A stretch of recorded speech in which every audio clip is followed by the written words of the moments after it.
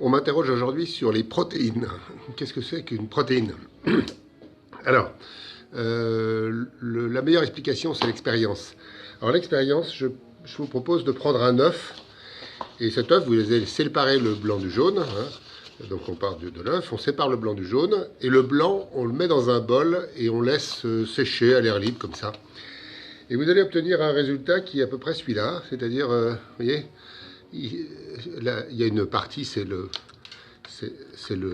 jaune qui a séché, et il reste ici une espèce de matière vitreuse. Ça, c'est des protéines. Alors, c'est des protéines de blanc d'œuf. Alors évidemment, cette expérience-là, on peut la faire comme ça, mais on peut aussi acheter des protéines de blanc d'œuf. Alors j'en ai un paquet ici. Voilà, je prends des protéines de blanc d'œuf, ça a cette apparence-là. C'est une poudre blanche, ça ressemble à de la farine. Ça a une petite odeur, pas grand-chose, mais enfin, normalement, il n'y a pas d'odeur, pas de saveur. Et si vous le remettez dans l'eau, ça fait comme un blanc d'œuf, c'est-à-dire qu'on peut le faire foisonner comme une mousse de blanc en neige, ou bien on peut le chauffer et ça coagule, comme un blanc d'œuf. Donc ça, c'est des protéines. Alors les protéines, il y en a des tas de sortes. Par exemple, si vous faites cuire dans de l'eau une viande ou des pattes de poule ou de cartilage, des choses comme ça, on obtient une autre forme de protéine, on obtient de la gélatine. Alors la gélatine, elle peut également se trouver en poudre ou bien en feuilles. C'est encore des protéines. Alors elles sont de plus différentes qualités, mais c'est vraiment un détail. On peut extraire aussi des protéines des plantes, par exemple les légumineuses, c'est-à-dire pois, févrole, lentilles, etc., sont des plantes qui produisent beaucoup de protéines, et c'est pour ça qu'elles sont intéressantes.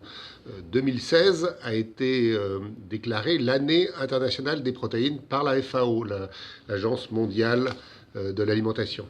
Voilà, alors, les protéines, bon, si on regardait avec un très très gros microscope, on verrait que c'est un peu comme une chaîne, c'est-à-dire, bon, c'est pas une chaîne, hein, mais c'est fait de maillons. Alors, ces maillons, quand vous cuisez ça dans l'eau, quand vous cuisez des protéines dans l'eau, pendant assez longtemps, surtout dans des milieux un peu acides, pensez à mettre un peu de vinaigre dans de l'eau, à ce moment-là, les maillons se défont et on retrouve dans l'eau des molécules qu'on appelle des acides aminés. Alors il y en a 20 sortes, hein, et les protéines des animaux, des végétaux, elles sont faites de 20 morceaux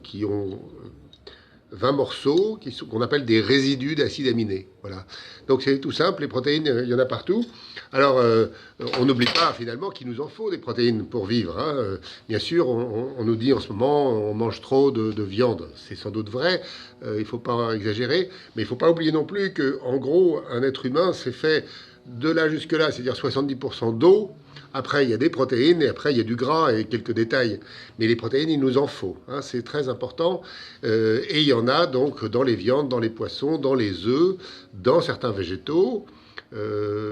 C'est pas les mêmes quantités. Par exemple, dans une viande, il y en a 20%. Hein, c'est à peu près l'ordre de grandeur. Ça peut changer selon qu'il y a plus ou moins de gras, s'il y a de l'os, etc.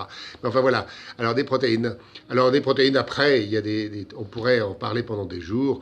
Il y en a qui servent à constituer les tissus animaux. Par exemple, la gélatine, ça fait le tissu collagénique. C'est ça qui fait que la chair est dure.